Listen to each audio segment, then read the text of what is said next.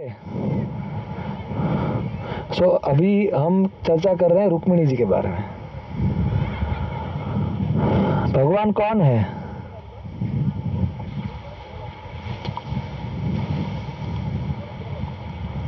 भगवान आत्मा राम है। हम इंद्रिय आराम है, भगवान आत्मा राम है। और जो भगवान को भजते हैं वो भी आत्माराम बनते हैं। आत्माराम मतलब वो अपने अंदर से ही वो खुशी और संतुष्टि और रति प्राप्त कर लेते हैं। और इंद्रिय आराम मतलब इंद्रिय आराम कि शरीर की और मन, शरीर की इंद्रियां और मन को संतुष्ट करने से उनको अंदर खुशी और संतुष्टि और रति प्राप्त होती है, उसको इंद्रिय आराम बोलते हैं। तो भगवान का कोई इच्छा नहीं है, ना वो किसी बाहरी वस्तु के ऊपर निर्भर है, फिर भी वो शादी करते हैं, फिर भी वो माखन की चोरी करते हैं, फिर भी वो गोपियों के साथ रासलीला करते हैं, फिर भी वो अर्जुन के सारथी बनते हैं। इसलिए इसको प्रेम का व्यापार बोला गया है। व्यापार in the sense this is the, ये प्रेम की रीत है। जैसे कि पिताजी अपने छोटे बच्चे के साथ क्रिकेट खेलते हैं। आप में से कितने अपने पिताजी के साथ क्रिकेट खेले हैं? और आप में से कितने ने अपने पिताजी को आउट किया है?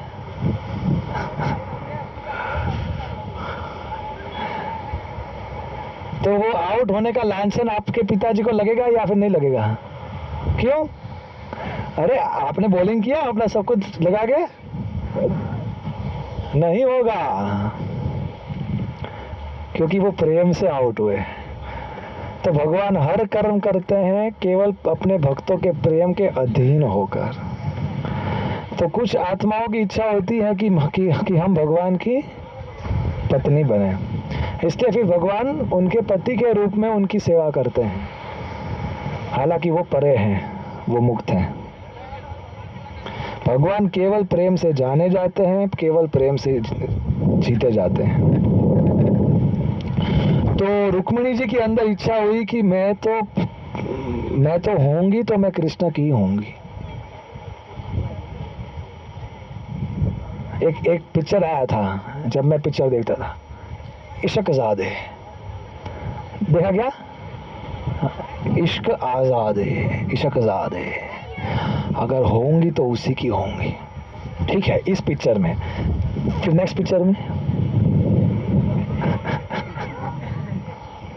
ऐसा नहीं चलेगा, इधर ऐसा प्रेम नहीं चलेगा। वो आत्मा को संतुष्ट नहीं कर सकता। इस जन्म में किसी का होंगी, दूसरे जन्म में किसी और की होंगी, ये नहीं चलेगा। रुक्मिणी जी लिखते हैं प्रेम पत्र में, हर जन्म में होंगी तो केवल कृष्ण की होंगी। चाहे तपस्या करते करते इस जन्म में मैं मर जाऊं, कोई दुख नहीं, लेकिन उनके अलावा किसी और की होंगी नहीं। और जन्म जन्मांतर होंगी तो उन्हीं की होंगी। इसको प्रेम पत्र बोलते हैं। समझो जवान लड़कों, प्रेम को समझो।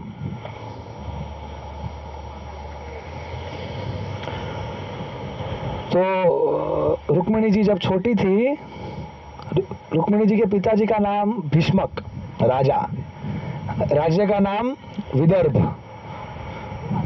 तो उनके 5 पुत्र थे और 1 पुत्री थी। सबसे बड़े पुत्र का नाम रखा रुक्मी, और ये बहन सबसे छोटी थी, उनका नाम रखा रुक्मिणी। कैसा लगा? हाँ।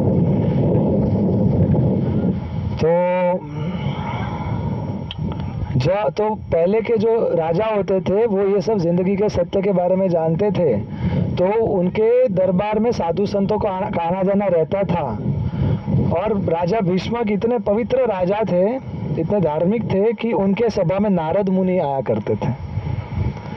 वीकली क्लास होता था, वीकली। आपका कब होता है? उनका एवरी फ्राइडे होता था। आपका कब होता है? हाँ, सैटरडे वेडनेसडे, वो चूकने का नहीं। देखो कि क्या फल मिलता है इससे। ऑफकोर्स मुझे पता नहीं फ्राइडे था या ट्यूसडे था लेकिन रेगुलर क्लासेस होते थे नारद मुनि के। और नारद मुनि आके भगवान की महिमा, भगवान की महानता, उनकी आध्यात्मिक और भौतिक शक्तियों के रूप में और उनकी मधुरिमा, उनके गुण, उनकी पर्सनालिटी और उनके प्रेम, अपने भक्तों के साथ प्रेम के आदान प्रदान के रूप में ये ऐश्वर्य ज्ञान और माधुर्य ज्ञान की अर्थ प्रवृत्ति और इस संसार से अनर्थ निवृत्ति का कंबाइंड बढ़िया लेक्चर देते थे। ऐसा तगड़ा लेक्चर देते थे कि राजा बोले बोलो स्वामी जी शू करवानो है। तो जब वो लेक्चर देने आते थे तो ये सुनती थी कौन? रुक्मिणी, जब वो छोटी थी। तो जब वो छोटी थी तो उन्होंने सुना क्या? स्कंद 10 भागवतम के अंदर भी प्रेम पत्र है भाई लोग। ये प्रेम पत्र पढ़ोगे तो ये भाई लोग की कैटेगरी से बाहर आ जाओगे।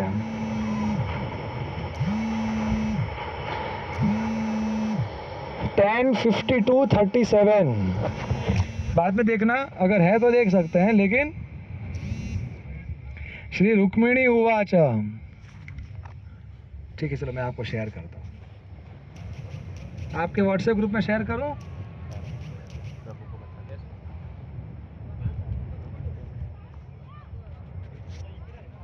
Dwarka winter camp, right?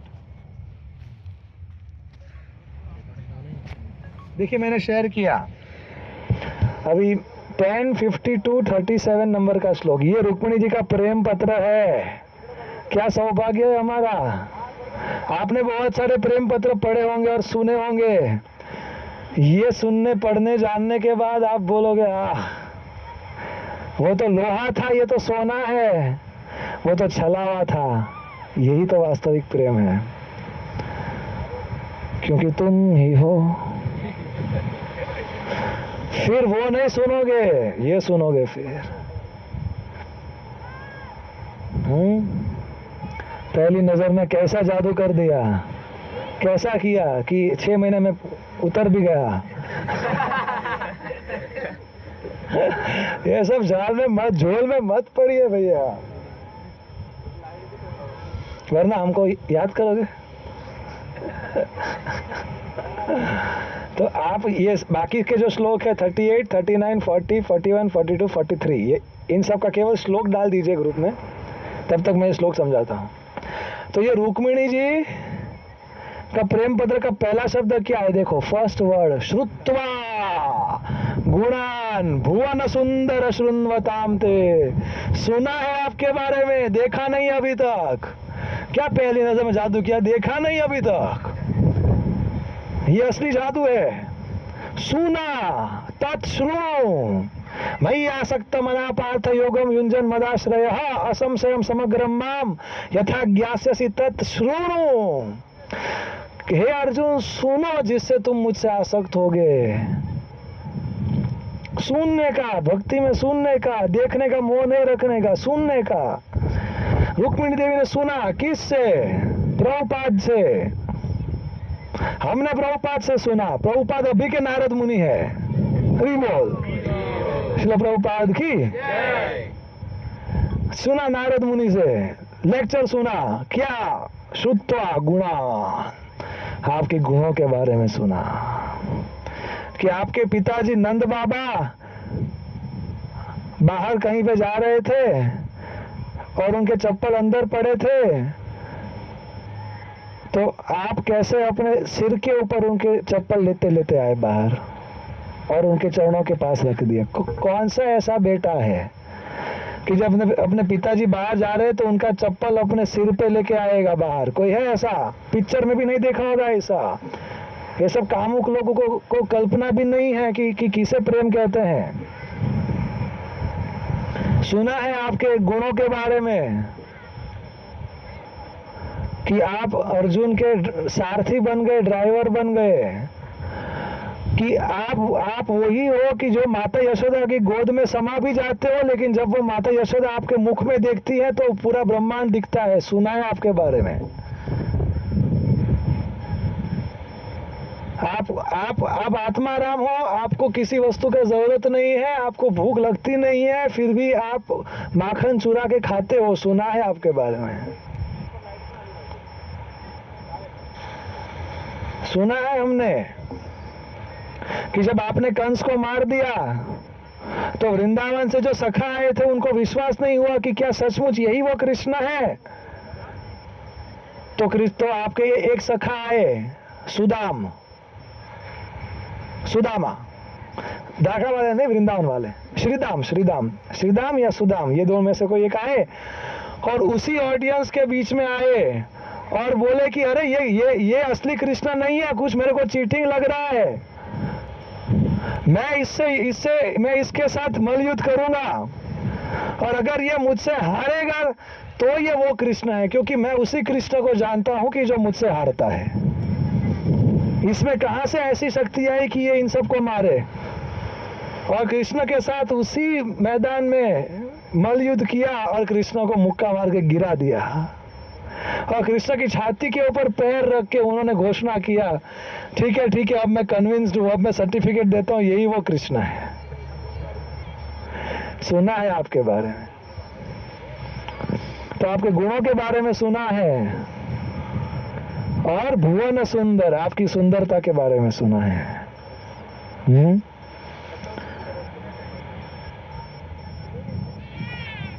भगवान कितने सुंदर है पता आपको? अच्छा नहीं पता, वरना तो आप ये संसार छोड़ दोगे। श्रील रूप गोस्वामी जी लिखते हैं कि भैया द्वारका भले चले गए, वृंदावन मत आना। लिखा है उन्होंने, आप ही के लिए लिखा है, पढ़ाऊंगा आपको। द्वारका भले चले गए, वृंदावन मत आना, और अगर वृंदावन आए तो केशी घाट पे मत आना। अगर गलती कर गए और अगर केशी घाट पे भी आ गए तो एक श्याम वर्ण का एक ग्वाला खड़ा होगा 3 जगह से बैंड फॉर्म में, त्रिभंग ललितम, श्याम सुंदर मुरलीधर, बांसुरी उसके होठों पे लगा के, उसको मत देखना। और अगर देख लिया तो फिर बोलना मत कि बोला नहीं था। वो सुंदरता देखोगे तो इस संसार की हर वस्तु फीकी लगेगी और वो छोड़ के इसके पीछे पागल होके हम हमारी तरह वृंदावन में चिल्लाते रहोगे 24 घंटा, हे कृष्णा, हे कान्हा, हे नंद नंदन, हे राधे। फिर बोलना मत कि बोला नहीं था। इतने सुंदर है भगवान, और वही भगवान द्वारका में भी है, तो इधर भी उतनी ही सुंदरता है, लेकिन श्लोक उनके लिए लिखा है, इसलिए उनका बोला। तो द्वारका में भी वही कृष्ण है, लेकिन there are degrees of completeness also. भगवान पूर्ण है, लेकिन वैकुंठ में पूर्ण है, मथुरा और द्वारका में पूर्णतर है, और वृंदावन में पूर्णतम है। तीनों जगह पे पूर्ण है। He is complete, but there are degrees of completeness. Vaikuntha में भी वही कृष्ण है कि जो विष्णु बने हैं, नारायण बने हैं, उनके अंदर समस्त गुण है, लेकिन वो उसको प्रकट नहीं करते हैं। मथुरा और द्वारका में समस्त गुणों को प्रकट करते हैं, लेकिन पूर्ण मात्रा में प्रकट नहीं करते। वृंदावन उनका घर है, तो वो समस्त गुण समस्त मात्रा में प्रकट करते हैं, इसलिए वो पूर्णतम है, कंप्लीटली कंप्लीट है, वो परफेक्टली कंप्लीट इन श्रीधाम वृंदावन। भगवान इतने सुंदर है कि आप कोई अगर आभूषण पहना तो भगवान को, तो आपको लगे कि अरे ये तो आभूषण सुंदर हो गया। कभी ऐसा सुना कि किसी की सुंदरता ऐसी है कि उसको कुछ आभूषण पहनाओ, कुछ कपड़े पहनाओ, तो वो आभूषण और कपड़ों का सौभाग्य है कि उसकी सुंदरता आज बढ़ गई। इतने सुंदर है कि उनके सब अंग प्रत्यंग एक दूसरे के साथ कंपटीशन करते हैं हर सेकंड, लेकिन शाश्वत समय तक कोई निर्धारित नहीं कर पाता कि कौन सा भगवान का अंग बाकी सबसे सुंदर है, और यह स्पर्धा हमेशा के लिए चलती रहती है। इतने सुंदर है भगवान, इतने सुंदर है भगवान कि अभी देखा और फिर दूसरे क्षण देखा तो उनकी सुंदरता बढ़ जाएगी, और उसको समझने जाओगे, उसको पीने जाओगे तो फिर और दूसरे क्षण वो सुंदरता बढ़ जाएगी, और इसका कोई अंत नहीं है। वो उतने सुंदर है कि जितना भी सौंदर्य देख रहे हो उसका स्रोत है वो। कितने सुंदर होंगे, सुना है उस आपकी सुंदरता के बारे में सुना है। तो कब सुना? रुक्मिणी जी ने कब सुना? छोटी थी। और आप कब सुन रहे हो? जब आप अभी भक्ति में छोटे हो, अभी कॉलेज कर रहे हो, अच्छा हुआ लग गए, नंबर लग गया, ऑलरेडी हम लेट हैं। रुक्मिणी जी छोटी थी तब सुनती थी। प्रहलाद महाराज तो गर्भ में सुने, इसलिए सुन लो अभी। आपको आज की क्लास में आनंद आ रहा है? Thank you. मेरा गुणगान नहीं कर रहा हूं मैं, कृष्ण का गुणगान कर रहा हूं। तो निर्विष्य कर्ण विवरैर हरतो अंगतापम, जैसे ही आपका ये गुण और सुंदरता के बारे में मैं सुनती थी, मेरा सब दुख अंगतापम हरतो हर लिया जाता था। कर्ण विवरैर, ये कान से सीधा मेरे सिस्टम में जैसे ही वो इनपुट होता था तो सब वो ऐसा एंटीवायरस था। ओ हो हरतो अंगतापम। ये आदि भौतिक, आदि आध्यात्मिक, आदि दैविक, ये सब क्लेश को हर लेता था और मेरे को तुरंत आध्यात्मिक आनंद के स्तर पे पहुंचा देता था। रूपम दृशाम दृशिमताम अखिलार्थ लाभम। रूपम दृशम दृशिमताम, अरे जिसकी आंखें हैं उसकी आंखों की सार्थकता वो है अगर उसने आपका दर्शन किया है। अगर आपका दर्शन नहीं किया तो मेरे को लगता है कि उधर शंख है, उधर आंख है ही नहीं। The perfection of eyes to see your, the perfection of anyone's eyes is to see your beauty, O Lord. बाकी उसकी आंखों का क्या लाभ? अखिलार्थ लाभम, आपका दर्शन सब की सब इच्छाओं का पूर्ति करने वाला है। त्वयि अच्युता आविशति चित्तम अपत्रपम में। तो आपका विचार मेरे में ऐसा घुस गया है हे नाथ कि मैं अपत्रपम, आविशंति चित्तम, मेरे चित्त में इतना घुस गया है त्वयि अच्युता कि अपत्रपम में, कि मैं बेशर्म हो चुकी हूँ। आप सोच रहे होंगे कि कोई लड़की प्रेम पर की, कोई लड़की लड़के को प्रेम पत्र लिख रही है आज से 5000 साल पहले, जब वो कल्चर था। तो आपको लग रहा होगा कि मेरे में कैरेक्टर नहीं है और मैं शेमलेस हूं। ऐसा नहीं है प्रभु। क्यों? वो नेक्स्ट श्लोक में बताएंगे रुक्मिणी जी। लेकिन उस पर जाने से पहले आपको बैकग्राउंड बताता हूँ। रुक्मिणी जी ने ये सब सुना, नारद ने तभी डिसाइड कर लिया ये जन्म कृष्ण के नाम। अरे अगर ऑप्शन है ऐसे व्यक्ति के साथ रिश्ता जोड़ने का, तो और किसी के साथ मैं ऑप्शन रिश्ता जोड़ने का क्यों सोचूं? अगर ऑप्शन अवेलेबल है, समझ में आ गए? आप सब ये प्रेम की भाषा समझो, समझ ही रहे होंगे आप सब। अगर किसी लड़का लड़की का सेटिंग हो जाता है तो अपने घर पे क्या बोलते हैं?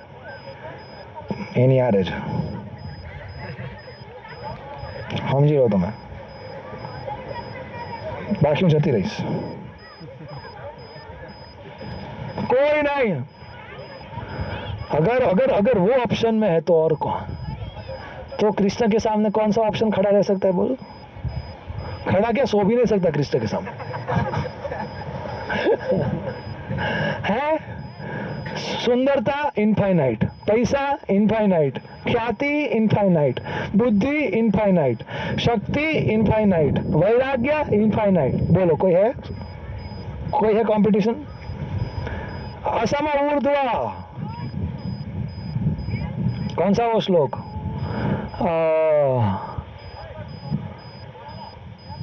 कहीं श्लोक क्यों याद नहीं आ रहा? स्वाभाविक ज्ञान बल क्रिया का शुरुआत क्या है?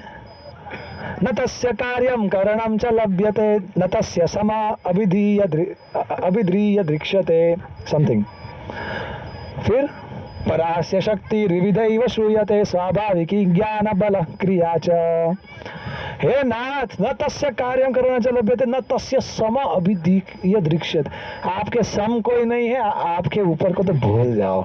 अब रुक्मिणी जी सोचे मेरे को ये ऑप्शन मिल रहा है मेरे स्वयंवर के लिए, मैं स्वयं चूज करूंगा ना मेरा वर, तो अब और किसको चूज करूं? सोच लिया था मैंने, लेकिन ये मेरा बड़ा भाई रुक्मी, इसको आपसे प्रॉब्लम है, इसलिए ये नित्य प्रॉब्लम है। ये घर में, हमारे घर में ही कोई ना कोई होता है जो बोलते कि जिसको कृष्ण से, अरे भाई आप कृष्ण के बारे में जानते ही नहीं तो आपको उससे प्रॉब्लम करने का अधिकार नहीं है।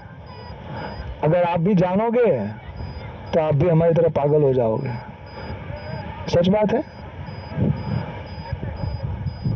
लड़का लड़की किसी के साथ प्रेम का लफड़ा करते हैं, घर पे प्रपोजल रखते हैं, तो हम क्या बोलते हैं? पहले उसको जानो तो सही। तो जानाति तत्वम बिना महत पाद रजो अभिषेकम। तो क्या करें हम? छोड़ दे क्या कृष्ण को? ये रुक्मिणी जी के प्रेम पत्र में देखेंगे क्या है वो भाव।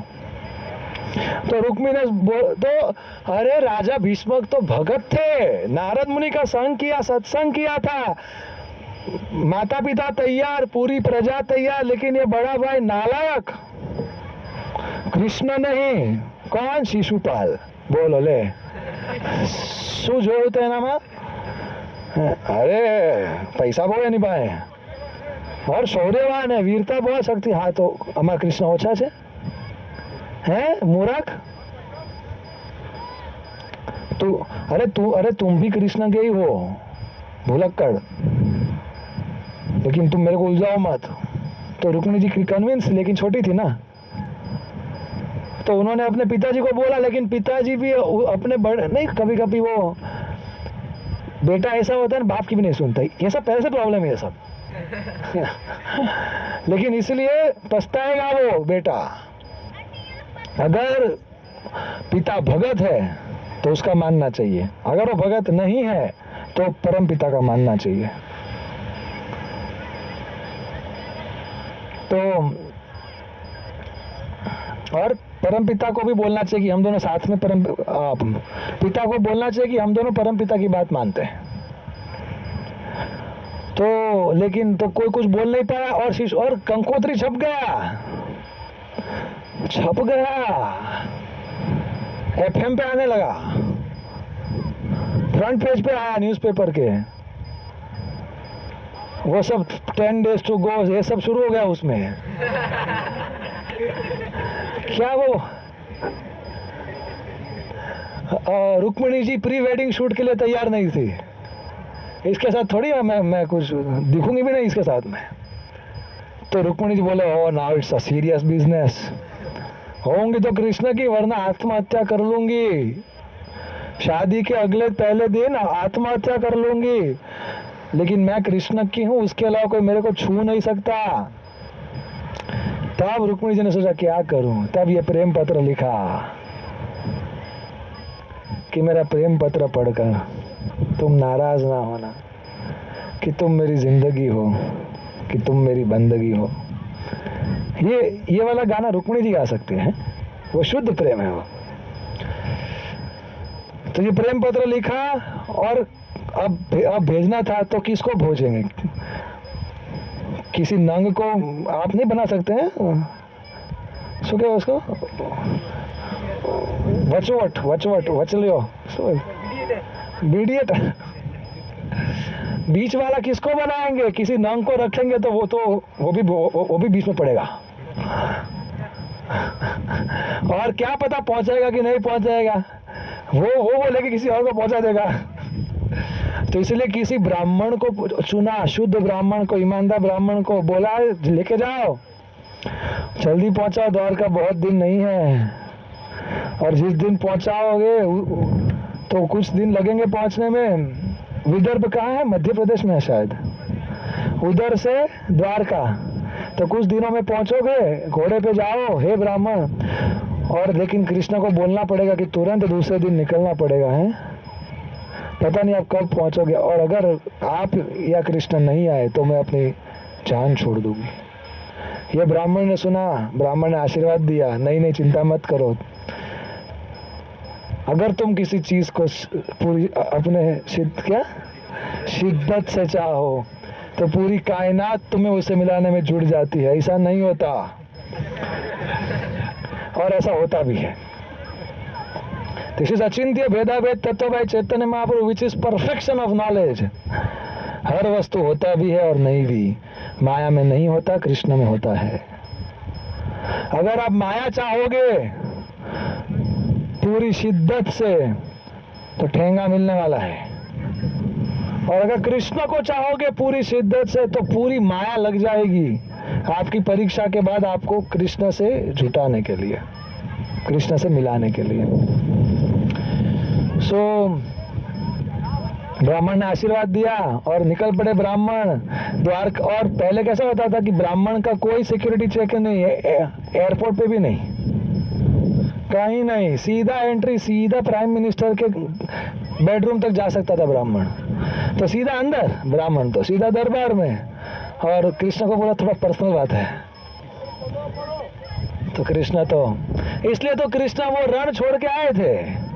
कृष्ण ने 17 बार मथुरा में जरासंध को हराया, 18वीं बार कालयवन और जरासंध दोनों साथ में आने वाले थे। दोनों ने सेटिंग किया था, कालयवन का 3 करोड़ सेना और ये जरासंध का 21 अक्षोहिणी मतलब करोड़ों। और दोनों ने प्लान किया था कि ये साथ में मिलकर साथ में पहुंचेंगे, लेकिन वो यवन मुसलमान उसके घोड़ों का स्पीड थोड़ा फास्ट था, तो वो 4-5 दिन थोड़ा जल्दी पहुंचे। तो कृष्ण बोले बरोबर है साथ आवत तो सफा बोला थे। और काल यवन को इस बार जरासंध 2 चीज करके आया था। ये काल यवन को मतलब वो सोचा कि कोई वरदान वाले व्यक्ति को लेके जाता, बाकी लल्लू पंजू नहीं चलेगा। तो काल यवन को वरदान था कि वो युद्ध में नहीं मर सकता, ऐसा कुछ वरदान था। तो और इधर ब्राह्मणों को बोल के आया था मगध देश में, जरासंध मगध देश मतलब बिहार। बोले देखो अगर इस बार मैं हारा तो आके तुम सबको मार दूंगा। मैंने सुना है कि तुम्हारा कृष्ण विष्णु गो ब्राह्मण हिताय च है, गायों को और ब्राह्मणों का रक्षक है, उसको तुम्हारी रक्षा करनी होगी। तो इधर अपना कुछ पार्टी को छोड़ के गया था, अगर मैं वापिस ना आऊं इस बार वो मेरे को मार दे या अगर मैं हार जाऊं इस सब ब्राह्मणों को उड़ा देना। और इधर से ब्राह्मण सब भगवान को प्रार्थना कर रहे हैं, हे प्रभु हरि बोल, जो बैलाज जानू जोखम जा वक्त। तो इसलिए इस बार कृष्ण को हारना था और ये कालयवन को बिना युद्ध किए उसको मारना था। तो इसलिए और तब ये रुक्मिणी जी का प्रेम पत्र का टाइम भी नजदीक आ रहा था, इसलिए भगवान ने रण छोड़ा। जिससे साक्षात मृत्यु भयभीत है, जिससे साक्षात भय भयभीत है, वो रण छोड़ते हैं। इसलिए उनका बोलते हैं हम जय रण छोड़। आप और मैं रण छोड़ेंगे तो क्या होगा, बदनामी होगा, वो रण छोड़ेंगे तो सम्मान होगा। इसलिए वो प्रभु है यार। तो कालयवन आए, कृष्ण बोले चलो मैं तेरे आगे आगे, तू मेरे पीछे पीछे तो कृष्ण चलते चलते थोड़ा तेज चल रहे हैं और पीछे कालयवन इतना तेजी से दौड़ रहे हैं, उसको लगता है कि वो 10 फुट की दूरी है, अभी पकड़ लूंगा। और उधर गिरनार प्रवर्षण पर्वत, जो गिरनार आज के गिरनार को या उसके आसपास माना जाता है, तो उधर एक गुफा में मुचुकुंद जी सो रहे थे, जो दूसरे युग पुरुष थे, देवी देवताओं से वो भी वरदान प्राप्त किए थे। तो वरदान सामने वरदान वाला चाहिए ना तो वो वरदान प्राप्त किए थे जो आपको वक्त से पहले उठा देगा, तो वो जल के भस्म हो जाएगा। हाँ भगवान बोले एकदम मैचिंग है, फाइल बेफाइल मैच था नेगेटिव पॉजिटिव થઈ જવાનું હવે બેટા। तो उधर गुफा में जाके भगवान ऐसे टुक टुक टुक टुक टुक मंद पांव छिप गए और अपना जो हाई वोल्टेज था उसको लो कर दिया और अपना जो उत्तरी था वो उधर मुचुकुंद सो रहे थे उसके ऊपर डाल दिया। और फिर कालिया ने बोले नारायक कायर सो गए थे, और एक लात मारा। किसने? कालियवन ने। किसको? मुचुकुंद को। तो मुचुकुंद कौन, और आंखों से ऐसा ज्वाला निकला, उधर भस्म हो गया, 1 सेकंड भी नहीं लगा।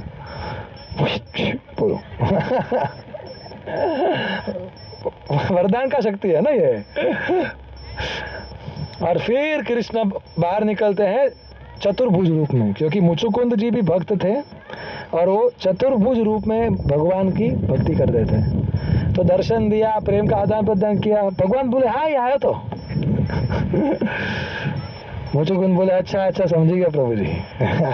तुम्हारा प्लान समझ गया, मेरा भी उद्धार करना था, उसका भी उद्धार करना था, सारे साथ है, एक तीर में बधु।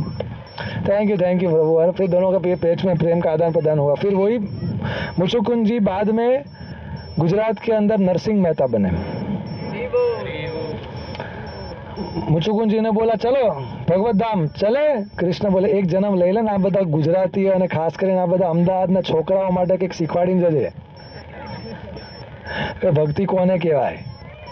तो फिर वही नरसिंह मेहता बने और उसके बाद वो भगवान के धाम गए। इसलिए नरसिंह मेहता के लिए भगवान आए थे, क्योंकि ये तब भी आए थे। और फिर वापिस आके जरासंध आया अपनी सेना के साथ। और इधर तो फिर बलराम जी ने अपना वो हल ऐसे फेंका, कृष्ण ने अपना चक्र फेंका, करके आ गया, 3 करोड़ खत्म। एमने क्या हम करवाने जरूर है। हमारे परम पूज्य भक्त्याशय वैष्णव महाराज बोलते हैं कि भगवान को तो कंट्रोल है और शिफ्ट डिलीट दबाना था। उनको क्या है, कितना है।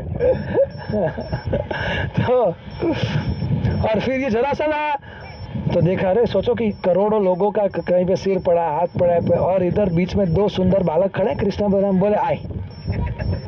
लेकिन जरासंध इस बार कॉन्फिडेंट था, हाँ इसके साथ थोड़ा टाइमिंग में ऊपर नीचे हो गया, लेकिन ये ब्राह्मणों की रक्षा तो करेगा। तो कृष्ण और बलराम भी इनसे भी भागने लगे। जरासंध बोले कायर। तो हमारे तात्पर्य लिखते हैं साला कायर तो तू है, 17 बार हारने की बाद भी काला मुंह करके आता है इधर, और तू हमारे ठाकुर जी को कायर बोलते हैं, फूंक मारेंगे तो उड़ जाएगा। लेकिन ये तो वो अपने रुक्मिणी जी के साथ शादी की तैयारी करने के लिए भाग रहे। तो भगवान इतना प्रेम करते हैं अपने भक्तों से कि उनसे प्रेम का आदान प्रदान करने के लिए अपना नाम भी बदनाम करने के लिए तैयार रहते हैं। तो रण छोड़ा ये सॉरी प्रवर्षण तो अभी आया ना।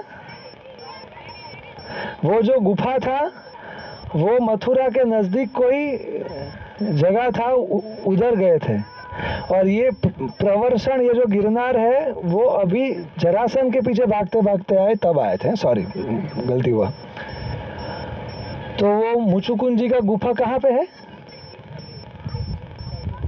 कहीं पे है। आप अगर सर्च करोगे ना गूगल पे तो आज भी है वो मुचुकुंद का गुफा। तो कृष्ण उधर गए थे काल यवन के टाइम, जरासंध के वक्त इधर आए थे, क्योंकि इधर से द्वारका नजदीक पड़ेगा ना, इसलिए। लोकेशन, करंट लोकेशन, डेस्टिनेशन बीच में एक वो स्टॉप डाल दिया कि जो रास्ते में आए।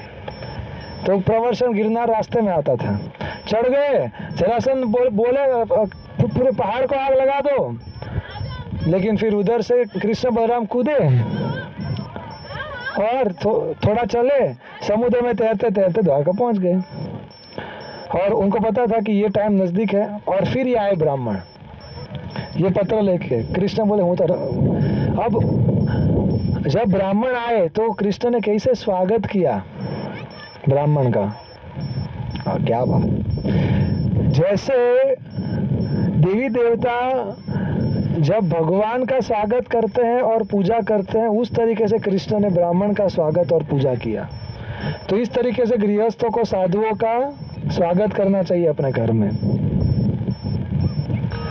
और ब्राह्मणों के बारे में ब्राह्मणों का धर्म बताया, और फिर उस ब्राह्मण के ऊपर स्टैंप लगाया कि ये वास्तविक ब्राह्मण है। कि आप एक, कृष्ण बोले कि आज मैं गृहस्थ हूँ। ऑफकोर्स वो गृहस्थ नहीं है, वो इस वर्णाश्रम से परे हैं, लेकिन वो उदाहरण प्रस्तुत कर रहे हैं कि आप जैसे ब्राह्मण साधु संतों का चरण का धूल पड़ा मेरे घर में, आज मेरा घर, मेरा कुल पवित्र हो गया, पावन हो गया। और फिर ब्राह्मण को खिलाया, फिर वो स्नान किए, थोड़ा आराम किए, फिर कृष्ण उनके रूम में जाके ब्राह्मण का चरण कमल अपने गोदी में लेते हैं, उनके चरण कमल को दबाते दबाते पूछते हैं कि हे ब्राह्मण, आप थक गए होंगे, मैं आपको थोड़ा मसाज कर देता हूँ। और हाँ, आप किस पहला आवाज नहीं। और कृष्ण ने ब्राह्मण को पूछा कि आप कौन से उद्देश्य से आए हो? तो ब्राह्मण ने बोला कि आपके लिए प्रेम पत्र है। कृष्ण बोले ओहो, वाह वाह, बोलो बोलो। तो कृष्ण ने ब्राह्मण को ही बोला कि आप ही पढ़ो। तो फिर ये वाला प्रेम पत्र था जिसका हमने पहला श्लोक देखा। तो 6 श्लोक है, 7 श्लोक है, पढ़ना है ना? ओके। मेरे को 2 घंटे का समय दिया था। हमने कितने बजे शुरू किया? 11:15 बजे शुरू किया। ओके, 12:50 हो रहा है, आई एम इन टाइम। तो आपके व्हाट्सएप में है 58 नंबर का श्लोक। प्रभु, प्रेम की बात आई, प्रेम की। अभी आप थोड़ा अलर्ट हो जाओ इसमें यार, हैं? मैं आपको एक बात बताऊं, काम में बैठे हो तो बता देता हूँ, कॉलेज में बैठे होते तो शायद नहीं बताता। थोड़ा हैवी है, थोड़ा हैवी डोज है। इस संसार का प्रेम कैसा है पता है? शास्त्र बताते हैं कि जब सुअर गू खाने के लिए अपना नाक गू के अंदर घुसाता है और उसमें उसको लगता है कि मेरे को मजा आ रहा है, वो इस संसार का प्रेम है। अब आगे का परपट आप समझ जाओ। बस so love is lust in this material world. इस संसार में प्रेम वो काम वासना है वो। तो जैसे कोई सुअर गू के अंदर अपना नाक घुसा के उसका स्वाद लेने में वो उसको प्रेम समझता है, वैसे ही इस संसार के लोग ये शरीर की जो मल मूत्र से बना है उसके अंदर अपना चित्त घुसा के, अपना मति घुसा के और उसका आस्वादन करने में उसको लगता है कि ये प्रेम है ना। वो तो सुअर भी करता है यार। प्रेम क्या है वो भागवत से पूछो, वो भगवान के प्रेमी भक्तों से पूछो। इसलिए आज आपको जानने को मिलेगा कि प्रेम क्या है। कात्वा मुकुंद महती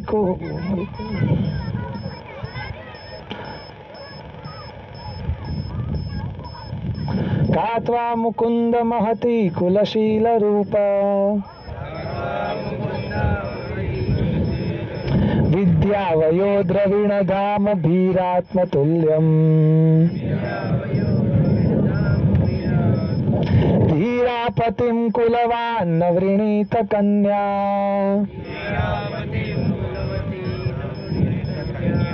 काले नृसिंह नरलोक मनोभिरामम।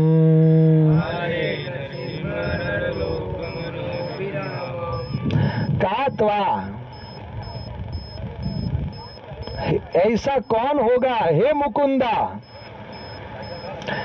महती कुलशील रूपा, ऐसी कौन सी स्त्री होगी कि जो महती कुल से हो, शील हो, रूपवान हो।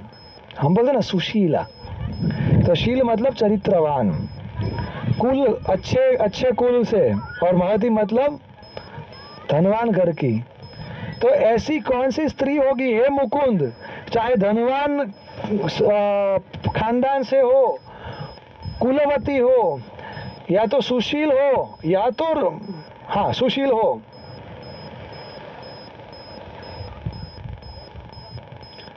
और जो शादीशुदा उम्र की हो, ऐसी कौन सी स्त्री होगी जब वो आपके विद्या वयो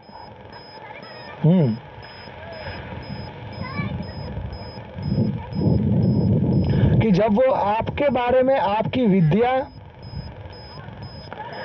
आपका वयस, खूबसूरती, द्रवीण, आपका प्रभाव, द्रवीण मतलब संपत्ति, और धाम भी मतलब प्रभाव, कि कौन सी ऐसी स्त्री होगी, मतलब इससे पहले क्या बोला रुक्मिणी जी ने कि मैं आपसे प्रेम करती हूँ, लेकिन आप ऐसा मत समझना कि मैं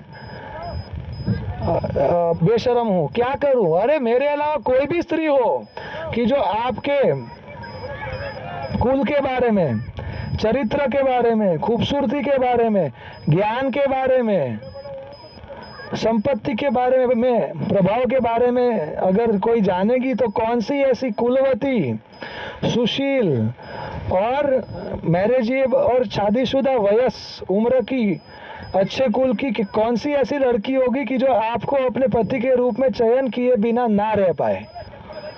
तो इसमें मेरा दोष नहीं है, आप हो ही ऐसे कि जो भी आपके बारे में सुनेगा वो ऐसे ही शर्म छोड़ देगा, क्योंकि उसके लिए आपको प्राप्त करना अपने शर्म को रखने से बहुत ज्यादा हो जाएगा। तो इसमें मेरी गलती नहीं है, आपकी खूबसूरती की गलती है, आपके गुणों की गलती है कि मैं क्या करूं, मेरे अलावा कोई भी होता, चाहे स्वर्ग की भी कोई स्त्री होती, इस त्रिभुवन की कोई भी स्त्री होती, अगर मैंने जैसे सुना है वैसे वो अगर सुनती तो वो भी मेरे तरह बेशरम बन के आमी त्यजी कुल लाज भज ब्रज राज, वो अपना सूझ लाज, आमी त्यजी कुल, अपनी कुल लाज का त्याग करके आपको भजेगी, वो भज ब्रज राज। फिर नेक्स्ट श्लोक 39 आ गया आपके पास। तो आप बोले प्रभु जी मेरा भी लव लेटर कुछ ऐसा ही रहता है प्रभु जी, नहीं इसलिए आगे पूरा पढ़ो। एक्चुअली खूबसूरती तो केवल कृष्ण के पास है ना, खूबसूरती वही है कि जो बाहरी वस्तुओं से प्रभावित ना हो कभी। आपकी तो गर्लफ्रेंड तब तक खूबसूरत है जब तक आपको लगता है कि वो खूबसूरत है, वो तब तक ही खूबसूरत है जब तक आपको लगता है कि वो खूबसूरत है। जब आप उसकी खूबसूरती का अनुभव करने जाओगे और जब कुछ नहीं निकलेगा तो आपको आपके गर्लफ्रेंड के प्रति वो चार्म निकल जाएगा और आप कोई और गर्लफ्रेंड ढूंढेंगे और आपको लगेगा कि नहीं ये खूबसूरत नहीं है, ये खूबसूरत है। कृष्ण ऐसे नहीं है, वो वास्तविक खूबसूरत है।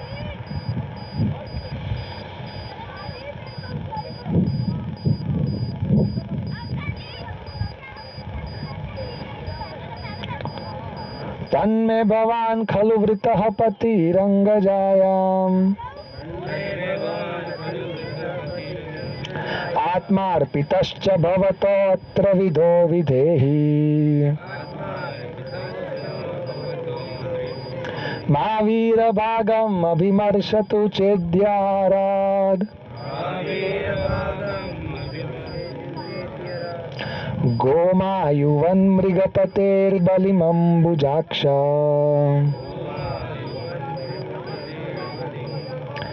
इसीलिए हे मेरे नाथ, हे मेरे स्वामी, इसीलिए मैंने आपको मेरे पति के रूप में चूज कर लिया है और मैंने अपने आप को आपको शरणागत कर लिया है। इसलिए अभी आप जल्दी से आइए। हे सर्वशक्तिशाली व्यक्तित्व, और आप मुझे अपनी पत्नी बना लीजिए।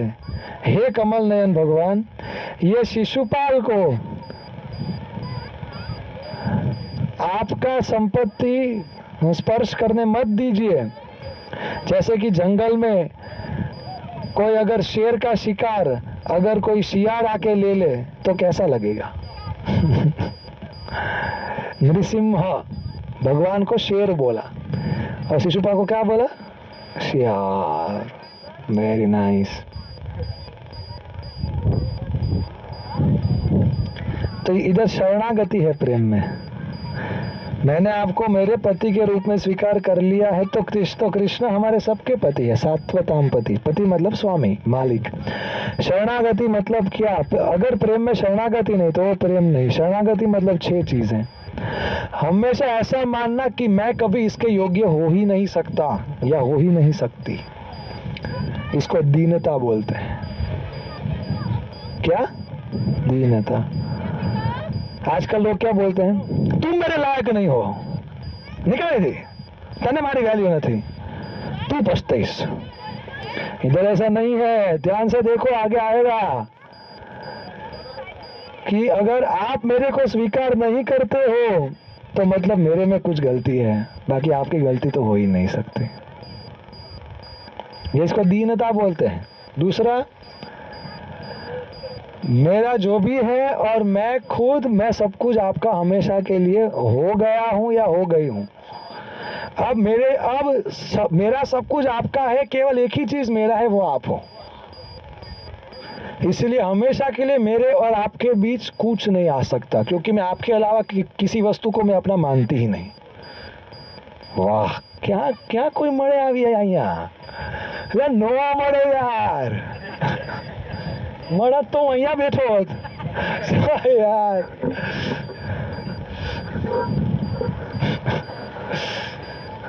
और इसको बोलते हैं आत्मनिवेदन। तीसरा, गोप्तृत्व वर्ण। मेरा पालन केवल वो ही करेंगे। वो चाहे तो वो मेरा आलिंगन करे, वो चाहे तो मेरे को लात मारे, वो मुझे खिलाए, वो मुझे ना खिलाए, कोई कंप्लेन नहीं, लेकिन मैं कभी दूसरा ऑप्शन सोचूंगी ही नहीं। कैसा लगा? अभी तो ये 3 है, और 3 बता रहा हूं। ये 6 जिसमें हो ये मिले तो सोचना। चौथा, अवश्य रक्षिबे कृष्ण विश्वास पालन। हर परिस्थिति में वो मेरी रक्षा करेंगे। अगर वो कभी मुझे दुख भी दे रहे हैं तो वो भी मेरी रक्षा ही मैं मानूंगी। क्या भाव है ये? अरे उनका सेवा में सुख मेरे लिए सुख है, उनकी सेवा में दुख मेरे लिए महान सुख है। किधर मिलेगा ऐसा? अरे उनके चेहरे पे एक मुस्कान लाने के लिए अगर मेरे ऊपर पहाड़ जितना दुख पड़ जाए तो वो मेरे जिंदगी का सबसे बड़ा सुख मैं मानूंगी। उनका दुख मेरा दुख है, उनका सुख मेरा सुख है, और उनके सुख के लिए जो मैं दुख ले रही हूं वो मेरे लिए सर्वोच्च सुख है। किधर मिलेगा? किधर? एलडी कॉलेज में मिलेगा क्या ऐसा? है? मिले तो बताना है, नहीं मिलेगा न मत ढूंढना। बाय द वे, 5वां और 6ठा, तुम्हारे और मेरे बीच में जो मदद रूप है वो अंदर, और जो मदद रूप नहीं है उसको फेंक दूंगी मैं। समझ में आया? क्या समझ में आया? बोलो, क्या समझ में आया? समझ गए प्रभु जी, लेकिन अभी धीरे धीरे अंदर जा रहा है प्रभु जी। भक्ति अनुकूल मात्र कार्य रस स्वीकार, भक्ति प्रतिकूल भाव वर्जन अंगीकार। मेरे और कृष्ण के बीच के प्रेम के रिश्ते में जो व्यक्ति, जो परिस्थिति, जो विचार, जो मौका हमारे फायदे में, हमारे रिश्ते के फायदे में होगा, उसको मैं अपनाऊंगा। और अगर कुछ भी हो, भले वो मुझे कितना भी पसंद हो, लेकिन अगर वो मेरे और कृष्ण के बीच में आ रहे, उसको उड़ा दूंगा मैं। प्रेम से उड़ाऊंगा, लेकिन उड़ा दूंगा मैं। या तो उसको मैं मेरे और कृष्ण के अनुकूल कर लूंगा, या तो मेरे को अपना लाइन खींच देना पड़े कि मैं कृष्ण के साथ कॉम्प्रोमाइज नहीं करूंगा, चाहे आप मुझे जान से मार भी क्यों ना दो। ऐसा कोई मिलेगा क्या? ऐसा एक ही व्यक्ति है, वो है कृष्ण, जिसके अंदर ऐसा प्रेम करने का सामर्थ्य है। और जो कृष्ण को ऐसा प्रेम करता है, उसके अंदर ये प्रेम करने का सामर्थ्य आता है। क्योंकि कृष्ण के साथ ऐसा प्रेम का आदान, क्योंकि ऐसा प्रेम वो कृष्ण से ही तो सीखेगी, तो उसी से प्रेम करना चाहिए कि जो कृष्ण से प्रेम करता है। मैरिज करना चाहिए, लेकिन एक भक्त लड़की से करना चाहिए कि जो आपको भी यही समझाए ये सब प्रेम गलत है। ठीक है, हमारा भी प्रेम सही है, असली है, जेन्युइन है, लेकिन ये प्रेम हमारे हृदय को तृप्त नहीं करेगा, क्योंकि ये जो 6 चीजें हैं ना आप मेरे को दे सकते हो और ना मैं आपको दे सकती हूँ। लेकिन अगर कृष्ण को हम दोनों के प्रेम के बीच में रखेंगे तो कृष्ण हम दोनों को ये दे सकते हैं और उसके बाद फिर ये हम दोनों को दे सकते हैं। तो जो एक दूसरे को कृष्ण के से प्रेम करना सिखाते हैं उसके साथ आप शादी कर सकते हो। प्रभु जी मजा आ गए, मजा आ गए प्रभु जी, यात्रा सफल देंगे हमारी प्रभु जी। जय प्रभु, जय प्रभु जी। आज फिर इसका मगो थे, आप मत ढूंढना भैया, हम ढूंढे। आप में से किसी को ब्रह्मचारी बनना है तो भी हमारे पास आना, और अगर शादी करना तो भी हमारे पास आना। अगर हमारे पास नहीं आए तो ये लेक्चर याद करोगे आप। प्रभु जी कीधु तू यार, जवान हो तुम्हारे यार, धोखा खाई हो। तो रुक्मिणी जी बोलती है शरणागति किया मैंने, ये 6 चीजों के साथ प्रेम पत्र लिख रही हूं मैं,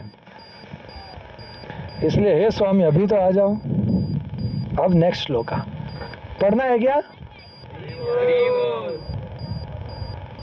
क्या करें, अब फंस गए, बैठो सुनो। आपको एक बात बताऊं, सच बात बताऊं, जो लोग अभी द्वारकाधीश के दर्शन के लिए लाइन में खड़े हैं वो लोग भगवान को देखना चाहते हैं, लेकिन भगवान का ध्यान वहां पे खड़े खड़े इधर है, क्योंकि भगवान हमको देख रहे हैं।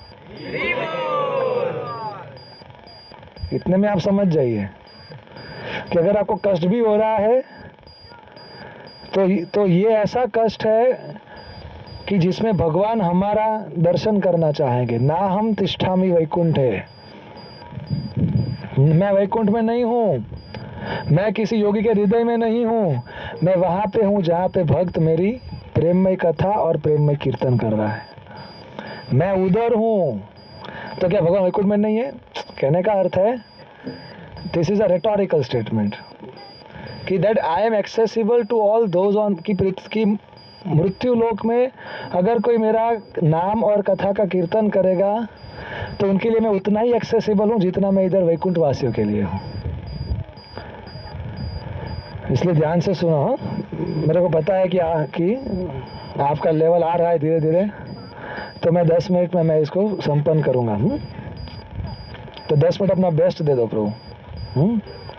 पढ़े हम, पुरतेष्ट दत्त नियम व्रत देव विप्र,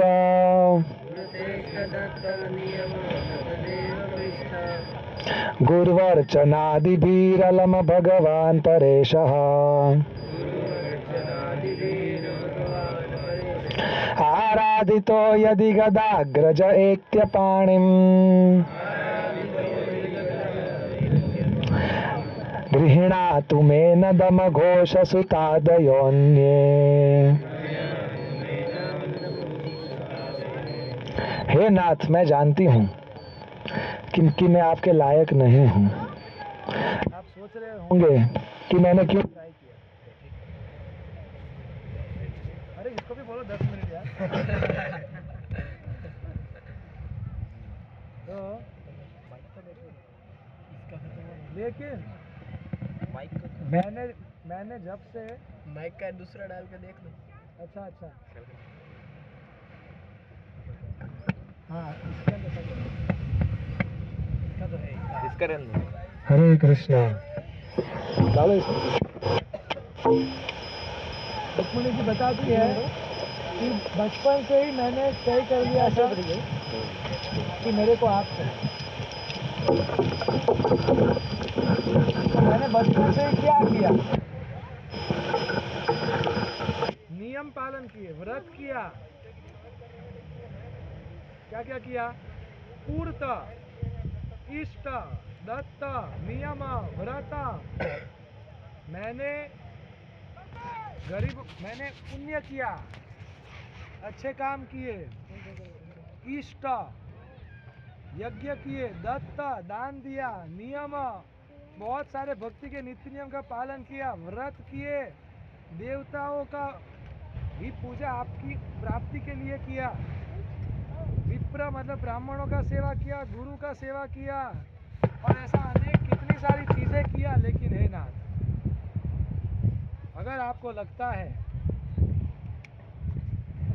कि ये सब करने से मेरा आध्यात्मिक बैंक बैलेंस सफिशिएंटली भर चुका है, क्योंकि मेरे स्पिरिचुअल बैंक अकाउंट में मेरा स्पिरिचुअल बैंक बैलेंस तो उतना होना चाहिए कि आपको दिखे, तो मेरे को लगता है कि मैंने अपना सब कुछ लगा दिया था, और अभी मैं आपसे प्रार्थना कर रही हूँ, अगर आपको लगता है तो प्लीज आ जाइए। तो प्रेम मतलब केवल आई लव यू बोलने में नहीं होता, उसको जीना पड़ता है। जब वो व्यक्ति हमारे साथ नहीं होता तब हम उसके लिए कितना जीते हैं, हमारे अंदर, हमारे हृदय में उतना ही प्रेम है उसके लिए। हम इस संसार में किसी को बोलते हैं कि मैं तुम्हें क्या वो गाना था कि वो उसको अपने दिल में बुलाता है, पता है? ऐसा कुछ गाना था बॉलीवुड का।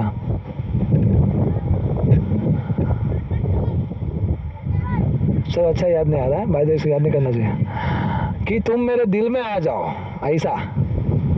अरे वो तो दिल में है, कृष्ण तो दिल में है। ईश्वर सर्वभूतानां हृदय अर्जुन तिष्ठति। तो किसी और को क्यों दिल में लाना है? जो दिल में है उससे प्रेम करो ना यार, आसान होगा यार। इस संसार के लोग बोलते हैं वो मेरे दिल की बात नहीं समझती, ना समझते नहीं, वो थोड़ी तुम्हारे दिल में है।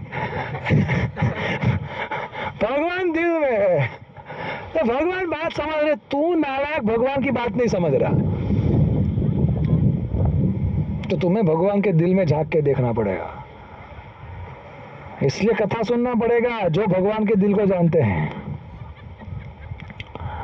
तो क्या बोल रही है कि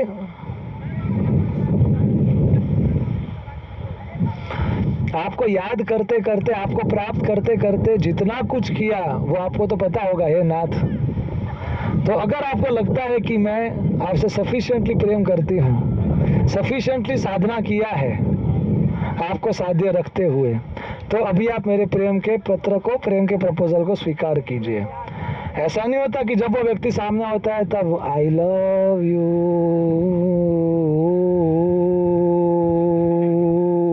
उल्लू बन रहा हूँ मैं, सॉरी, अरे यार और जैसे ही वो गई तो तुरंत हमारी नजर घूमेगी दूसरी ओर, और तब मन में लड्डू फूटेगा, और फिर उसको भी बोलेंगे सुनो एक बात बोलना है, those 3 magical words, I love you. इसलिए आजकल आई लव यू नहीं चलता, आई लव ओनली यू चलता है, पता है आपको? अच्छा है, नहीं पता मत घुसो इसमें।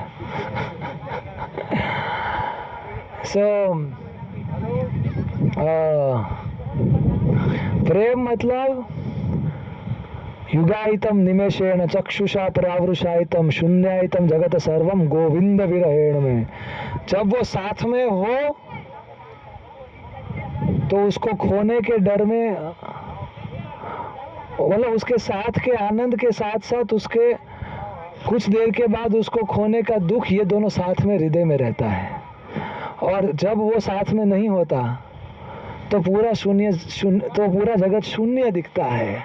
आईपीएल भी शून्य दिखेगा और शॉपिंग भी शून्य दिखेगा, इंस्टाग्राम तो शून्य ही दिखेगा, कहीं पे मन बहरेगा नहीं, और आंखों और दिखेगा नहीं, अंधे हो जाओगे, क्योंकि 24 घंटा आंखों के सामने आंसू रहेंगे तो कैसे दिखोगे, कैसे देखोगे? ऐसा, इसको प्रेम बोलते हैं। तो ऐसा प्रेम किया मैंने आपको हे नाथ। अभी अगर आपको लगता है कि ये प्रेम सही है तो आप मुझे स्वीकार करें। नेक्स्ट, शोभाविनी त्वम अजितोद्वहने विदर्भान्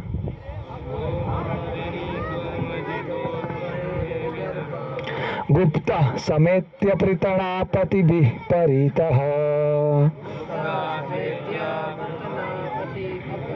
निर्माथ्य चेद्यमगधेन्द्र बलं प्रसह्य मां राक्षसेन विधिनोद्वह वीर्यशुल्काम्।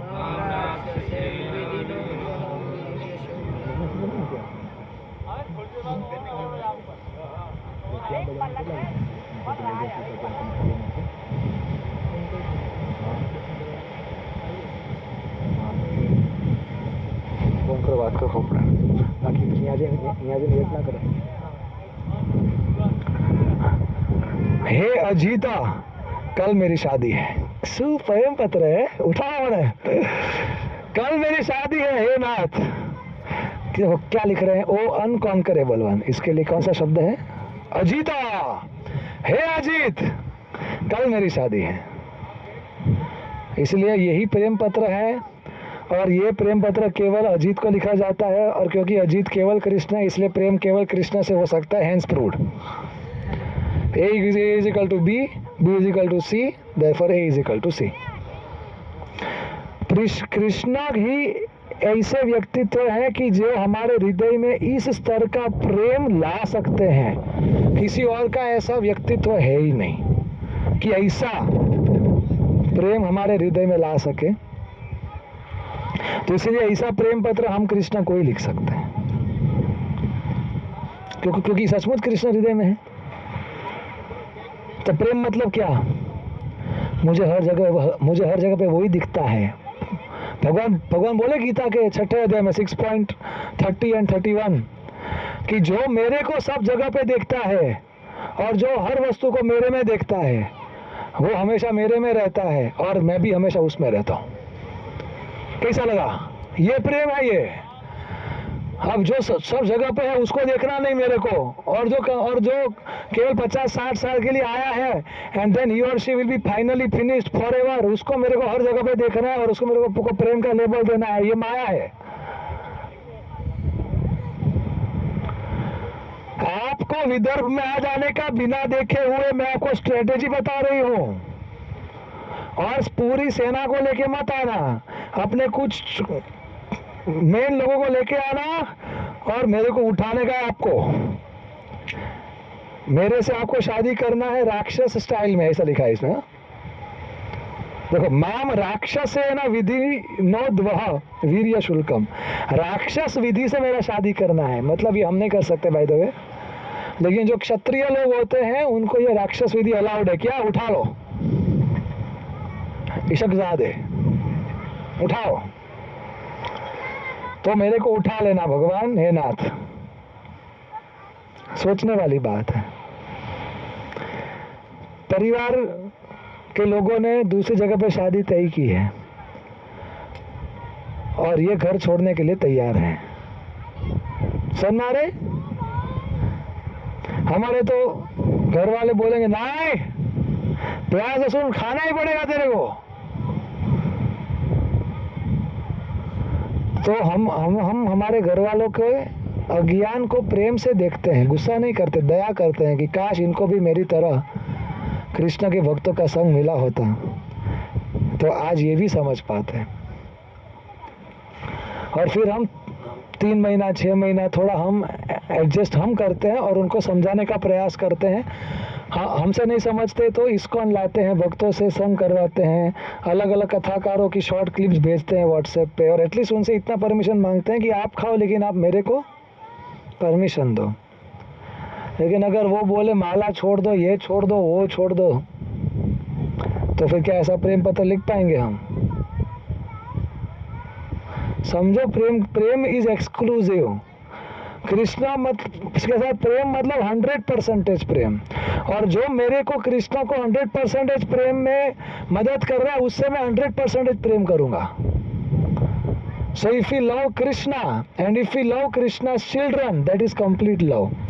तो हमारे घर वाले, माता पिता, पति पत्नी, भाई बहन, दोस्त, रिश्तेदार, वो सब भी तो कृष्ण के ही हैं। वो भूल चुके हैं, लेकिन हम थोड़ी भूलेंगे उनकी बकवास सुन के, उनकी धमकी सुन के। तो उनका भी कृष्ण का भक्त बनने का सबसे अच्छा अवसर हम ही हैं। वो हमसे प्रेम करते हैं, तो उस प्रेम का उपयोग करें कि हम उनसे कृष्ण से प्रेम करवाना शुरू करें। लेकिन अगर वो नॉन डिवोशनल हो तो ठीक है, अगर वो एंटी डिवोशनल हो जाए, एटलीस्ट हमें उनको उस लेवल पे ला देना पड़े, ठीक है तुम हमको फोर्स मत करना और हम तुमको फोर्स नहीं करेंगे, और अगर तुम्हारे लिए कुछ एक्स्ट्रा करना है तो तुम थोड़ा हमको फिर सपोर्ट भी करो। अगर तुम्हारे लिए अलग बनाना है तो फिर तुम किचन में आके थोड़ा हमको सब्जी काट के दे दो, इतना टाइम नहीं हमारे पास अलग बनाने का, लेकिन ठीक है तुम्हारे लिए हम अलग बना देंगे, तुम्हारी खुशी में हमारी खुशी है, ओके। लेकिन अगर वो एंटी है, माला ले लिया, गीता फेंक दिया और बोला कि मंदिर नहीं जाना है, तो वो कैसे सहा जाएगा? तो फिर ऐसा पत्र लिखना पड़ेगा कि नहीं, राक्षस स्टाइल। ये प्रेम है। डोंट वरी, घर पे जाके नहीं लिखना है। सुनो, जो भगवान के पार्षद हैं, भगवान के जो महान भक्त जिन्होंने ये किया है, उनके प्रेम की गाथा को सुनो, तो इस संसार के झूठे प्रेम से प्रभावित नहीं होगे। और बोला आके मेरे को उठाओ, कैसे पूरा प्लान बता रहे हैं। देखो 42 नंबर के श्लोक में बता रहे हैं, अंतःपुरांतरचरी मनिहत्य बंधुन। हे देखिए, मैरिज के दिन क्या होता है, मंडप में जाने से पहले हमारे इधर एक विधि है कि अंबिका देवी के उधर जाके वो जो वधू होती है वो जाके उनसे आशीर्वाद मांगती है कि मुझे बहुत अच्छा पति मिले, उनको बहुत लंबा आयुष्य मिले और मैं एक अच्छी वधू, एक अच्छी बहू, एक अच्छी पत्नी बन सकूं, ऐसा उधर आशीर्वाद मांगने जाती है। तो इसमें कैसा है कि मैं अपने परिवार से बहुत प्रेम करती हूँ और आप तो सर्वशक्तिमान हो, और आप मेरे को उठाने जाओगे तो जो भी बीच में आएगा आपको उसको मारना पड़ेगा, लेकिन मैं अपने परिवार से बहुत प्रेम करती हूँ, तो आप मेरे परिवार को कुछ मत करो। Krishna considers this, Krishna is very loving, very practical. तो रुक्मिणी जी बोले देखो कब मेरे परिवार के लोग बीच में नहीं आएंगे बताओ, ये जो विधि होती है ना, ये उसमें मैं रहूंगी और मेरे आसपास मेरी सखियां रहेंगी और बाकी सब राजा लोग रहेंगे कि जो मेरी एक झलक के लिए आसपास खड़े होंगे, तो उनको ठोको आप, कोई बात नहीं। लेकिन क्या कि हाँ मेरा भाई नालायक है, लेकिन मेरा भाई है ना, तो आप उनको कुछ मत करना, मारना मत आप। और मेरे परिवार वाले लोगों को ठीक है थोड़ा बहुत इधर उधर मुक्का मार के गिरा देना, लेकिन मारना मत, कि आप अगर उनको दुख दोगे तो मेरे को दुख होगा। ओ, तो इसलिए मैं ही आपको रणनीति देती हूँ, हाँ, लेकिन उठाना है ये फाइनल है। अगर वो बीच में आए और उनको मारना पड़े तो वो दुख सहन कर लूंगी, लेकिन अब आपसे अलग रहने का दुख सहन नहीं कर पाऊंगी। वो ऐसा किया आपने, okay. This is last second श्लोक है, and this is our last life. ये लास्ट सेकंड श्लोक है और ये हमारा अंतिम जीवन है, इसलिए सुनो ध्यान से, सुनिए ध्यान से। इसीलिए मेरे को उस विधि के द्वारा मेरे को उठाने का है। और अब लास्ट श्लोक देखो, प्रभु जी लोग, ये लास्ट में व्यक्ति क्या लिखता है, अल्टीमेटम, दिल की बात, अगर नहीं आए हैं, अगर नहीं आए,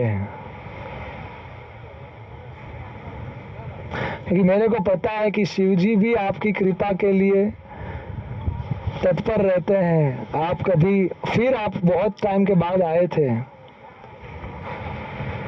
और कितने लोगों ने क्या क्या किया आपकी कृपा के लिए, मेरे को पता नहीं आप, लेकिन अगर आप नहीं आए, जान दे दूंगी, जान चिट्ठी लिख के नहीं दूंगी कि तुम्हारी वजह से जान दे रही हूं, मैं इसलिए जान दूंगी क्योंकि मैं समझ जाऊंगी कि इस जन्म में मैं आपके लायक नहीं बन सकी, तो क्या। देखो लास्ट लाइन, जहियाम असुन व्रत कृशान शत जन्म भी स्यात्, जितना भी जन्म मेरा होगा, शत जन्म, हंड्रेड्स ऑफ, जितने भी मेरे जन्म होंगे वो सब मैं व्रत तप में लगा दूंगी आपको प्राप्त करने के लिए। और फिर से उस जन्म में आपकी राह देखूंगी, आप नहीं आएगी तो उसमें भी कुंवारी मर जाऊंगी और जन्म जन्मांतर आपको प्राप्त करने की तैयारी करती रहूंगी। जब आप मेरे को अपने योग्य मानेंगे, मैं कभी बन नहीं सकती, लेकिन अगर आप मेरे को कृपापूर्वक मानोगे तब मैं आपकी हमेशा के लिए होंगी। तो आप नहीं आए तो आप मेरी लाश देखोगे, एक नहीं जन्म जन्म की लाश देखोगे, लेकिन मेरा विवाह केवल आप अपने साथ ही देखोगे। वाह, कौन बोले आओ, कौन बोले है पिक्चर में आओ, मैं एक एक गाणो नहीं सांभळ्યું आओ नालायक लोगों।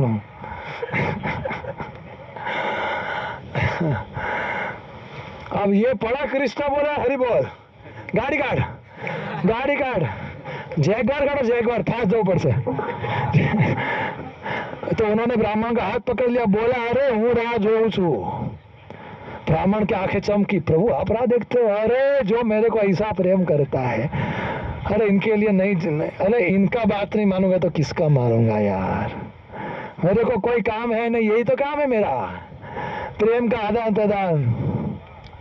बोले ब्राह्मण को, बोले ठीक है बस अभी थोड़ा मंगला आरती का टाइम हो जाए, उससे पहले सब उठे, उससे पहले अपने अपनी गाड़ी में ड्राइवर मैं और आप, और अपने ड्राइवर को बोला दारू खरी बोल कारो गाड़ी पेट्रोल फुल करना है, दूर जाओ से, और फ्लाइंग गाड़ी लेना, फ्लाइंग, नीचे टच ना करी जाए।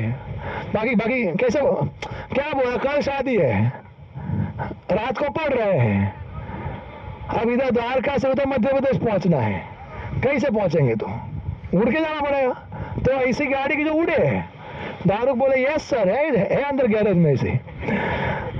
और ऐसे ही सवेरे 3-3:15 बजा, कृष्ण तो सोए ही नहीं, ब्राह्मण को उठा, अरे बोल प्रोजेक्ट प्रोजेक्ट प्रोजेक्ट पे फोकस करो। और दारुक तैयार थे,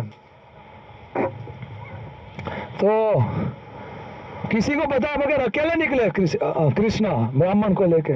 फिर सवेरे उठे, बलराम बोले भाई क्या, अनुज क्या? तो कुछ लोग जिन्होंने देखा होगा सवेरे, तो उनको पता चला कि ये जा रहे हैं उधर, सभी के बीच में से रुक्मिणी जो उठा नहीं, बलराम के मारा बगल गया, कीधु नहीं बने। अरे अब तो मैं मेरे भाई से पहले पहुंच के उसके लिए रास्ता साफ कर देता हूँ। बलराम जी ने अपने सात्यकी को बुलाया, सेनापति को, और इंपोर्टेंट लोगों बोले टाइम नहीं, अरे तू जे हाथમાં લીધું, જે હાથમાં મળે લઈને આવી જા, તું પૂરું કરવાનું યાદ એને આપણે। अरे मेरा छोटा भाई है, उसको उधर मेरे को सपोर्ट करने जाए। तो कृष्ण उधर पहुंचे हुए, उसके साथ साथ बलराम जी पहुंच गए, और बलराम जी पहुंच के कृष्ण को डांटे, भाई कीधु नहीं શું વાત થઈ, આપણે જે કરશું હારે કરશું, કીધું તું ને? कृष्ण के हाँ पण શું આ પ્રેમ નો મામલો તો એકલા, અરે પણ ખબર પડે મને આ બધી, चिंता ना करे, I will give you your space, लेकिन अभी तो ये सब देखना पड़ेगा। और सबको पता चला है, भीष्मक राजा और पूरी प्रजा को कि कृष्ण आए, वो सब चाहते थे कि रुक्मिणी जी का शादी कृष्ण से हो। भीष्मक गए, स्वागत किया, और सब राजा अलर्ट हो गए, खबर थी आवन हो जा।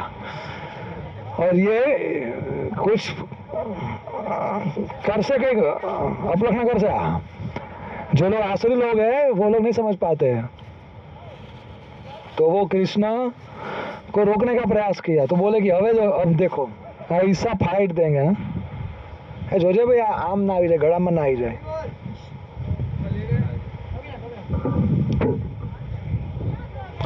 सो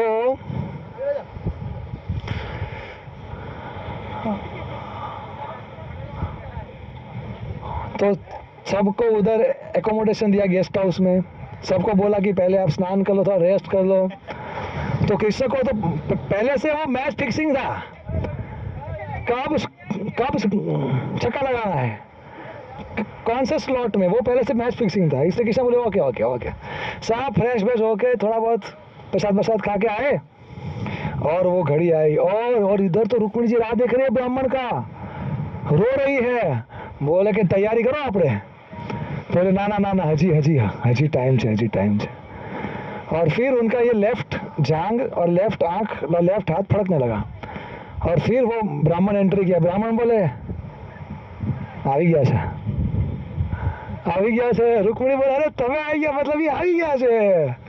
और रुक्मिणी जी इतनी खुश हो गई कि कुछ देना था ब्राह्मण को। अब साक्षात लक्ष्मी को कुछ देना है ब्राह्मण को, लेकिन अब इतनी खुश थी कि उसके तुल्य क्या दूं। तो फिर उन्होंने प्रणाम किया, थैंक यू।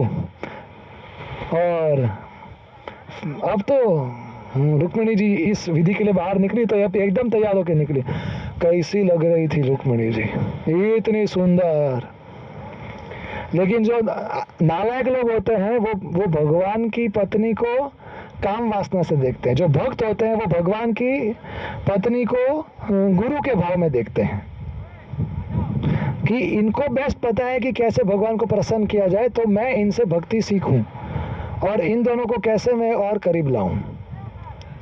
तो उधर पालकी में लेके गए अंबिका के मंदिर पे, और ये जैसे नीचे उतरी, ओ हो, तब उनका उम्र रुक्मिणी जी का होगा 12 या 13 साल। So prime of youth. तो उनकी खूबसूरती का भी वर्णन किया है सुखदेव गोस्वामी ने। हमको प्रभुपाद के शिष्यों के परपट के साथ उसको पढ़ना है, वरना हम भी मोहित हो जाएंगे। ओ आटले सुंदर तो मारे ही જોઈએ। हमको राधा कृष्ण दोनों चाहिए, रुक्मिणी द्वारकाधीश दोनों चाहिए, अलग नहीं चाहिए। तो हमें भोग के भाव से नहीं, सेवा के भाव से देखना है, वो हमारी सुंदरता है। तो ये तो बस राह देख रही थी कि अभी यहाँ से उठाएंगे कि कहाँ से उठाएंगे। तो पालकी जहाँ रुका वहाँ, क्योंकि पालकी के साथ हम मंदिर में नहीं जा सकते, वो शास्त्र का विधान है। तो थोड़ा रास्ते पे अपना चप्पल छोड़ के, पालकी के नीचे ही अपना चप्पल छोड़ के रुक्मिणी जी चल रही है, थोड़ा थोड़ा धीरे धीरे चल रही है। वो इतना मधुर तरीके से चल रही है, इतनी सुंदर दिख रही है, लेकिन उनका चेहरा नहीं दिख रहा। और इतना perfectly shaped, perfection of womanly features, that is Lakshmi and she is Mahalakshmi Rukmini जी।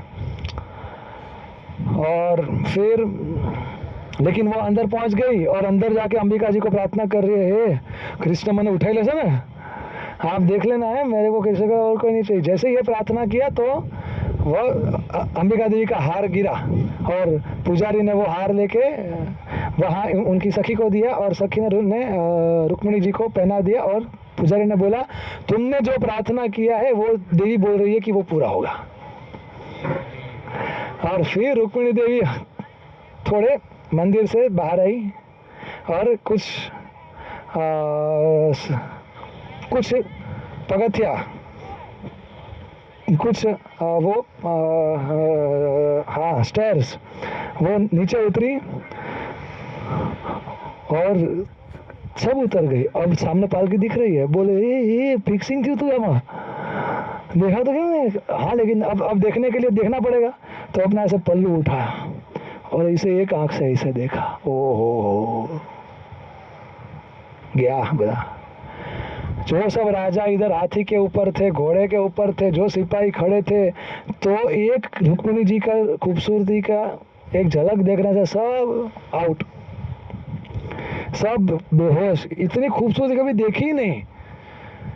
तो इतना खूबसूरती का हाई डोज था कि ये शरीर झेल ही नहीं पाया, ये मन झेल ही नहीं पाया, कॉन्शियस रह ही नहीं पाए वो। और सब ठक ठक ठक नीचे गिरने लगे। ये ऐसे ऐसे ऐसे ऐसे देखने लगी रुक्मिणी जी कि कृष्ण कहाँ है, कृष्ण कहाँ? अभी तो केवल सुना है, देखा नहीं है। और धीरे धीरे उनकी नजर जा रही थी, सभी लोग ठीक ठीक ठीक ठीक ठीक ठीक गिर रहे थे। कृष्ण बोले परफेक्ट टाइमिंग। कृष्ण ने बालक को बोला अरे वाह गाड़ी आगे ले। और पता नहीं कहाँ से गाड़ी रुक्मिणी जी ने का हाथ पकड़ा और गाड़ी में बैठा के निकलो, लोकेशन द्वारका। और जरासंध और ये शिशुपाल ये सब लोगों भी थोड़े घायल हुए थे, लेकिन ये लोग बेहोश नहीं हुए थे। लोगों से कृष्णा रोको इसको, ये ग्वाला हमारे क्षत्रियों के बीच में हम सबको इधर शर्मजनक है ये हमारे लिए, मार दो कृष्णा को। तारो वंश मरी जाए लिया, 17 बार तेरे को बुद्धि नहीं आया तेरे को। और रुक्मिणी जी का तो क्या हुआ, हाथ पकड़ा, बैठाया, गाड़ी में बसो। तो रुक्मिणी जी का जैसे कृष्ण का हाथ स्पर्श हुआ तो रुक्मिणी जी के केवल कृष्ण के स्पर्श से वो समझ गए कि ये कृष्ण है। So pure, so loving, so fulfilling. और फिर रुक्मिणी जी भयभीत थी क्योंकि सामने से सभी, कुछ राजा इधर से आ रहे थे, कुछ सामने से आ रहे थे, कुछ पीछे से आ रहे थे। और पहली बार रुक्मिणी जी ने कृष्ण को देखा, लेकिन भय के साथ, मतलब ये सब सिचुएशन है। तो कृष्ण ने रुक्मिणी जी के सिर पे हाथ रखा और बोला, मैं हूं ना, अभी कोई टेंशन नहीं।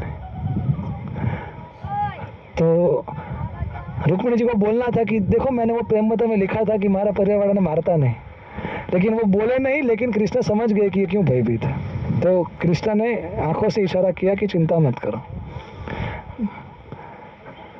ऐसा कुछ नहीं होगा और हम आराम से निकल जाएंगे। और बलराम जी तो उड़ाई दे बना रहे, बड़ा करेगा बना। सात्यकी को बोला तू हूँ कर, तू उड़ाई दे बना रहे, जो जो मेरे छोटे भाई के रास्ते में उड़ा दे। अरे ये हमारी भाभी है, ये भाभी ना, पहले नंबर की भाभी, फर्स्ट मैरिज ऑफ कृष्णा। और कृष्ण जो भी बीच में आए, अगर कोई ईर्ष्यालु राजा आया तो उसका तो गला उड़ा दिया, हाथ उड़ा, पैर उड़ा। अगर कोई इनके रिश्तेदार वाला आया तो थोड़ा टुक करके उसको बाजू में गिरा दिया। और तब शिशुपाल देख रहा है, ओ रे हमारी दुल्हन गई ला, तेरी थोड़ी थी वो, तू भी उसी का है जो उसको लेके जा रहा है। तू भी ऐसा भक्ति कर कि ये कल उठ के तुमको भी उठा के लेके जाए। हैं क्या है ये, समझे ये सब लोग। तो रुक्मी इतना गुस्सा है, रुक्मी बोले ये मैं कृष्ण को मार के रुक्मिणी को अगर मैं इधर वापिस नहीं लाया तो फिर मैं वापिस नहीं आऊंगा। कोक लोग कीधु केम पग पर कुल्हाड़ी मारस है, दौड़ था, पता नहीं औकात मारे ना। लेकिन जब वो गुस्से में आता है तो अपनी वो औकात भूल जाता है। तो रुक्मी पीछे आया और रुक्मी ने तेजी से, अब बलराम जी एंड टीम ने सबको संभाल लिया। कृष्ण जा रहे हैं, कृष्ण आराम से जा रहे हैं, ऐसा नहीं कि भगा भगा कौन पीछे आ रहा है, आराम से, कोई ना हुआ तभी आई गया, आराम से जा रहे हैं। इसलिए बोला ना कि वो शेर है, बाकी सब शियार है। तो ये आया अपना रुक्मी। अब रुक्मिणी को अपने बड़े भाई से बहुत प्रेम था, तो कृष्ण ने तो ऐसे ही हरा दिया रुक्मी को। पहले उसके सारथी को मारा, फिर रथ को तोड़ दिया, फिर रुक्मी को मार के उसका शस्त्र उसके हाथ से गिर गया, फिर पछेनी बोची पकड़ी, बोल सूखे उतार एक मारा गया। तो फिर रुक्मिणी जोर से चिल्लाई, नहीं भैया। सो कृष्ण मोह माया, कोई बात नहीं, आई रिस्पेक्ट मोह माया ऑफ माई डिवोटीज, कोई बात नहीं। अगर वो हमारे दोनों के बीच में नहीं आ रही तो तुम रखो मोह माया, कोई बात नहीं, एटलीस्ट तुमने इतना तो साहस किया। तो रुक्मिणी का, भगवान ने रुक्मिणी का हेयर कटिंग कर दिया, हाफ शेविंग एंड विचित्र हेयर कटिंग। और फिर मतलब एक क्षत्रिय का insult is as good as death, इसीलिए। और फिर आगे गए तो फिर बलराम जी, कृष्ण, रुक्मिणी सब आराम से जा रहे हैं। और अब रुक्मी वापस तो जा नहीं सकता, तो फिर वो कभी वापस गया ही नहीं। और वहाँ पे माता पिता और प्रजा बहुत खुश थे, क्योंकि कृष्ण की खूबसूरती और रुक्मिणी जी की खूबसूरती को देख के ऐसा लगता था कि ये दोनों एक दूसरे के लिए ही बने हैं। और फिर रास्ते में रुक्मिणी जी को बहुत दुख हो रहा था, क्योंकि भगवान कृष्ण ने रुक्मी के साथ थोड़ा ऐसा व्यवहार किया। तो बलराम जी ने आगे थोड़े रोक के कृष्ण को डांटा रुक्मिणी जी के सामने।